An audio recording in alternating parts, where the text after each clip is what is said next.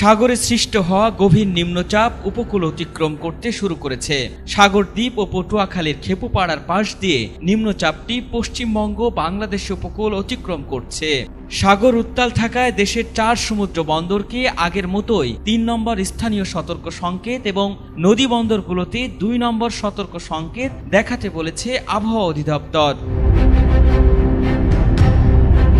উত্তর পশ্চিম বঙ্গোপসাগর ও তৎসংলগ্ন এলাকায় সৃষ্ট এই লঘুচাপের প্রভাবে নোয়াখালীতে গতকাল রাত থেকে ভারী বৃষ্টি হচ্ছে।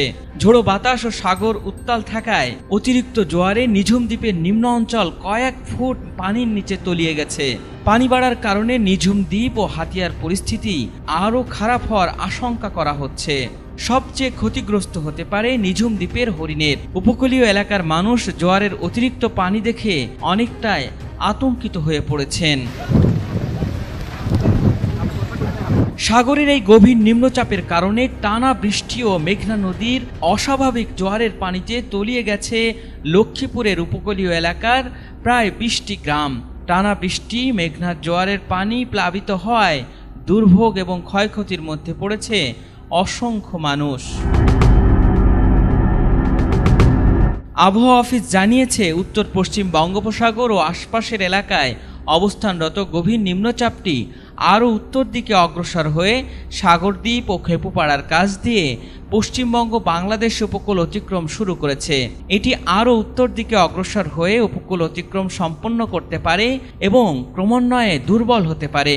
এর প্রভাবে উত্তর বঙ্গোপসাগর, বাংলাদেশের উপকূলীয় এলাকা এবং সমুদ্র বন্দরগুলোর ওপর দিয়ে দমকা বা ঝোড়ো হাওয়া বয়ে যাচ্ছে। গভীর নিম্নচাপ কেন্দ্রের 48 কিলোমিটারের মধ্যে বাতাসের একটানা সর্বোচ্চ গতিবেগ ঘন্টায় 50 কিলোমিটার, যা দমকা অথবা ঝোড়ো হাওয়ার আকারে 60 কিলোমিটার পর্যন্ত বৃদ্ধি পাচ্ছে।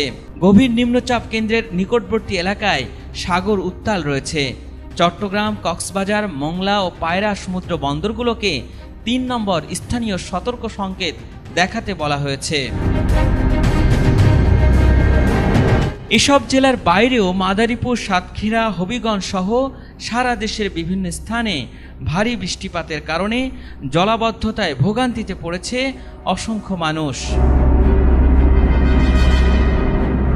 আমাবস্যা ও গভীর নিম্নচাপের কারণে উপকূলীয় জেলা চট্টগ্রাম, কক্সবাজার, নোয়াখালী, লক্ষ্মীপুর, ফেনী, চাঁদপুর, ভোলা, হাতিয়া, সন্দ্বীপ, বরগুনা, পটুয়াখালী, বরিশাল, পিরোজপুর, ঝালকাঠি, বাগেরহাট, খুলনা, সাতক্ষীরা এবং তাদের অদূরবর্তী দ্বীপ ও চরগুলোতে 2 থেকে 4 ফুট বেশি উচ্চতার বায়ুতাড়িত জলোচ্ছ্বাসে প্লাবিত হতে পারে। উত্তর বঙ্গোপসাগরে অবস্থানরত সব মাছ ধরার নৌকা ট্রলারকে পরবর্তী নির্দেশ না দেওয়া পর্যন্ত নিরাপদ আশ্রয়ে থাকতে বলা হয়েছে।